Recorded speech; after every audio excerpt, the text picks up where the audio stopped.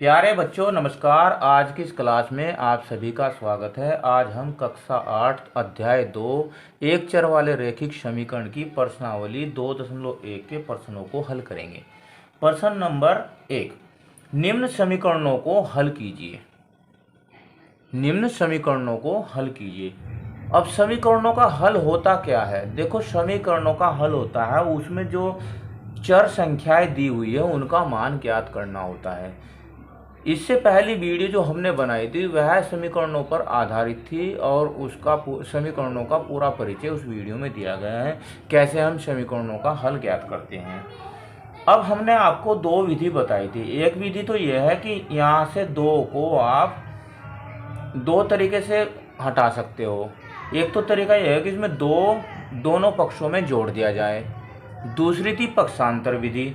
इस दो को आप इधर दूसरे पक्ष में ले जा सकते हैं। चलो अब देखो, पहली विधि से ही करते हैं। तो यहाँ पर x माइनस 2 प्लस 2 बराबर 7 प्लस 2। क्या किया मैंने?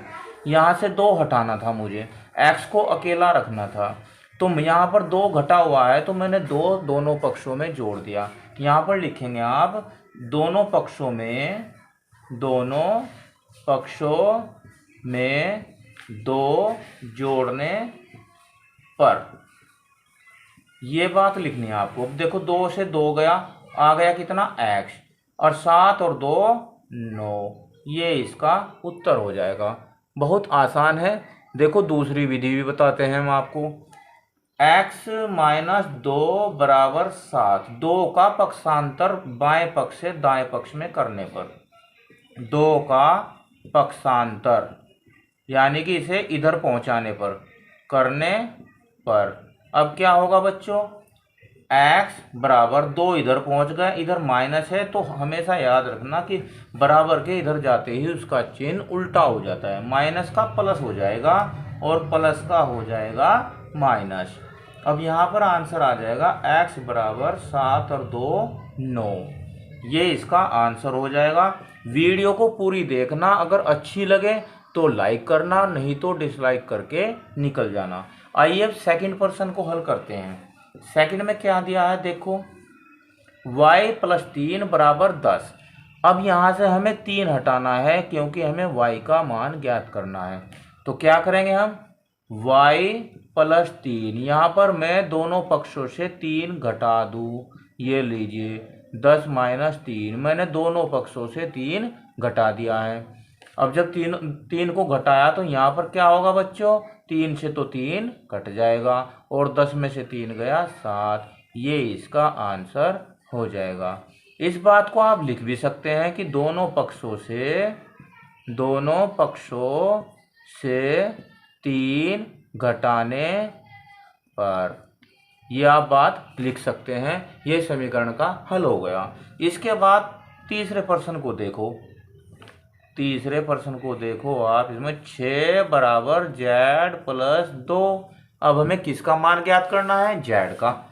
z का मान ज्ञात करना है तो z की बराबर में लिखा है 2 प्लस में, तो 2 को दोनों पक्षों से घटाने पर, 2 को दोनों पक्षों से घटाने पर। चलो अब क्या होगा? 6 से 2 घटाओ, और भाई z प्लस 2 लिखा है, यहाँ से भी 2 घटाओ। अब 2 से तो 2 गया और 6 में से 2 गया तो बचा कितना? 4। इधर आ गया z, यानी कि z बराबर आ गया 4। ये इसका आंसर हो जाएगा। बहुत सिंपल प्रश्न है और बहुत आसान तरीके से हम आपको समझा रहे हैं। इसके बाद अगले प्रश्नों को हल करते हैं। अब देखो 3/7 प्लस x बराबर 17/7। किसका मान ज्ञात करना है हमें? x का। अब x का मान कैसे ज्ञात करेंगे? हमें 3/7 को हटाना है। यहाँ पर कैसे आया है? प्लस में आया हुआ है, तो यहाँ पर लिखो दोनों पक्षों से 3/7 घटाने पर। यहाँ तक कोई दिक्कत? दोनों पक्षों से घटा रहे हैं। चलो 3/7 माइनस 3/7, ये घटा दिया। x जो का तो 17/7 -3/7। यहाँ तक बताओ कोई दिक्कत है तो ठीक है। इसके बाद 3/7 में से 3/7 गया, यहाँ तो हो गया, ये कट जाएंगे एक्स। यहाँ पर 7, 17 -3, एक्स बराबर हो जाएगा 17 में से 3 गया, कितना बचा? 14/7। यही इसका आंसर हो जाएगा। अब बताओ, आसान है ना प्रश्न। पांचवे को देखो, 6x बराबर 12 है। कितना है? 6x बराबर 12। ठीक। अब यहाँ पर 6 कैसा है बच्चों? गुणा में है। तो हमें क्या करना चाहिए? दोनों पक्षों से भाग कर देनी चाहिए। तो यहाँ लिखो 6 से दोनों पक्षों में भाग करने पर, भाग करने पर ये लीजिए 6x कर दो 6 से भाग, 12 कर दो 6 से भाग, 6 से 6 गया, कितना आया? x। 6 दूनी 12, x बराबर 2। इसका आंसर आ जाएगा। बताओ, भारी प्रश्न है क्या? बिल्कुल आसान प्रश्न है। प्रश्न नंबर 6 को देखो, t/5 बराबर 10। क्या है? t/5 बराबर 10। ऐसा प्रश्न तो पहले नहीं आया, कोई बात नहीं। यहाँ पर क्या हो रहा है कि t में 5 से भाग हो रही है। अब जब भाग हो रही है तो भाग का उल्टा क्या होता है बच्चों? गुणा। तो 5 से हम दोनों पक्षों में गुणा कर देंगे। 5 से दोनों पक्षों में गुणा करने पर, चलो t/5 गुणा 5 कर दी गुणा, इधर 10 गुणा 5, इधर भी 5 से गुणा कर दी। अब होगा क्या? 5 से 5 कट जाएगा, t आ गया, और 10 पंजे 50। ये इसका आंसर हो जाएगा। साथ में देखो 2x/3 बराबर 18। 2x/3 बराबर 18। अब देखो, ये तुम्हें थोड़ा सा अलग नज़र आ रहा होगा, लेकिन अलग नहीं है। इसमें देखो क्या हो रहा है कि x में 2 से गुणा हो रही है और 3 से भाग हो रही है।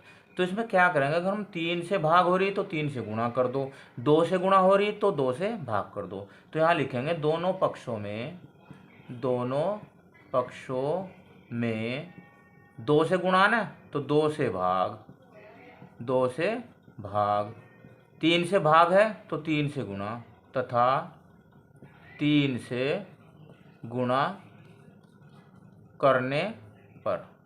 ये मैंने आपको बिल्कुल सिंपल बता दिया। कैसे?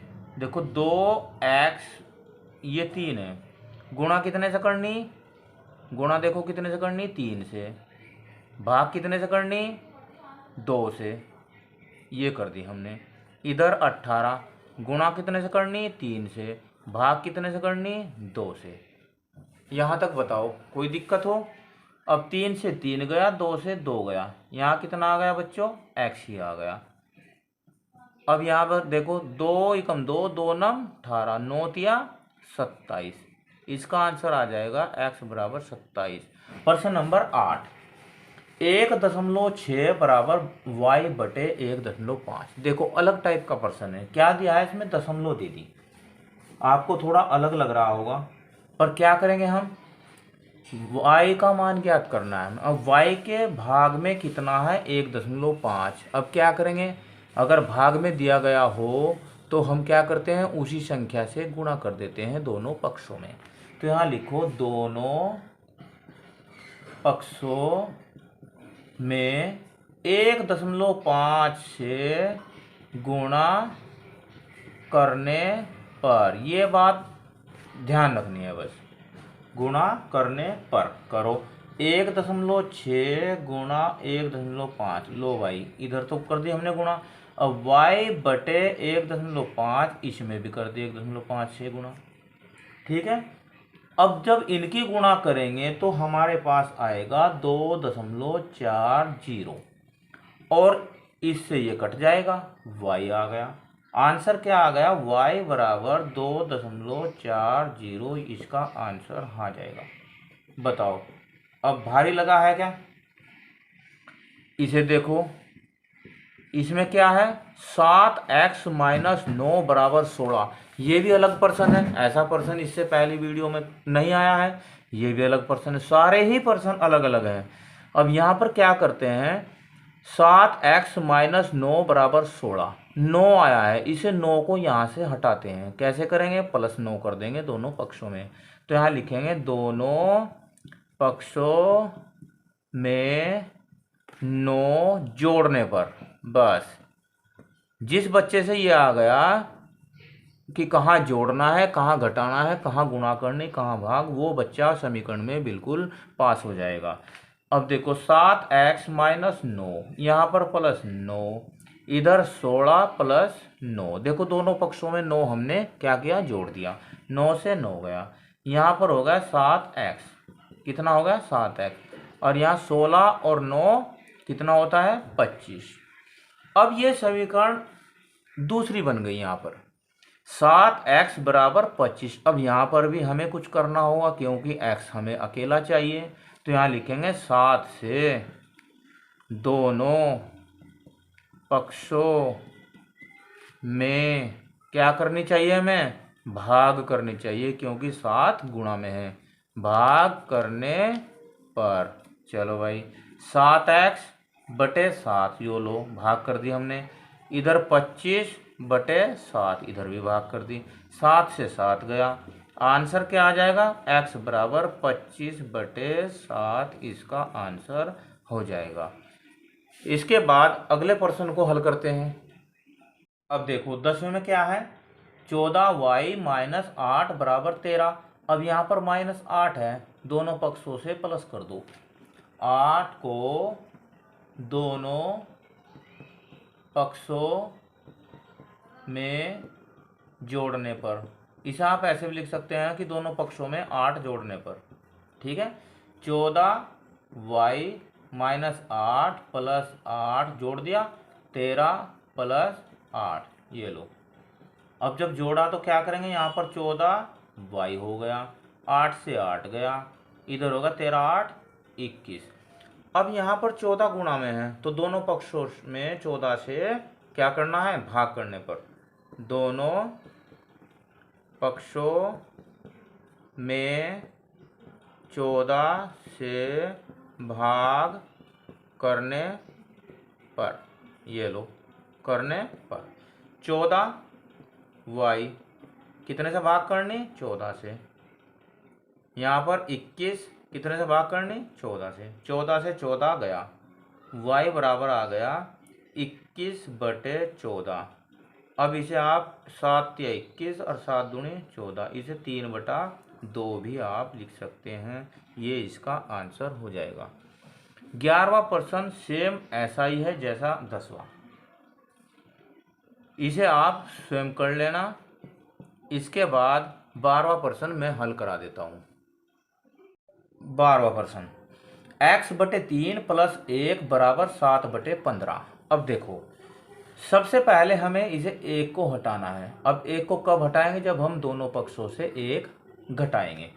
तो दोनों पक्षों से 1 घटाने पर, अब तो आप सीख गए होंगे कहाँ पर घटाना है, कहाँ पर जोड़ना है। ये लो, क्या करेंगे हम, x बटे 3 प्लस 1 है ना, तो 1 माइनस 7 बटे 15 माइनस 1। अब ये तो हो जाएगा, यहाँ से कट जाएगा, बचा यहाँ पर कितना, x बटे 3। इधर क्या आएगा, इधर हम सोल्व कर लेते हैं। 7 बटे 15 माइनस 1, अब 1 बटा 1 कर लो, 15 आ गया, लेस है 7, 15 ही कम 15, कितना होएगा, 15 में से 7 गए, माइनस 8 बटे 15 आएगा, माइनस 8 बटे 15, ये लीजिए, ठीक है। अब यहाँ पर देखो 3 से हो रही है भाग, तो 3 से गुणा कर देते हैं। दोनों पक्षों में 3 से भाग हो रही ना, तो यहाँ पर क्या करेंगे हम, गुणा करेंगे, उल्टा करते हैं ना, गुणा करने पर ये लीजिए, x/3 गुणा कितने से करनी, 3 से, -8/15 गुणा कितने से करनी, 3 से। 3 से 3 गया, यहाँ पर कितना बच गया, x। 3 ही कम 3, 3 पंजे 15, तो यहाँ पर होगा -8 बटे नीचे हो जाएगा 5। ये इसका आंसर हो जाएगा, -8/5। वीडियो कैसी लगी मुझे कमेंट में ज़रूर बताना। धन्यवाद, आपका दिन शुभ हो।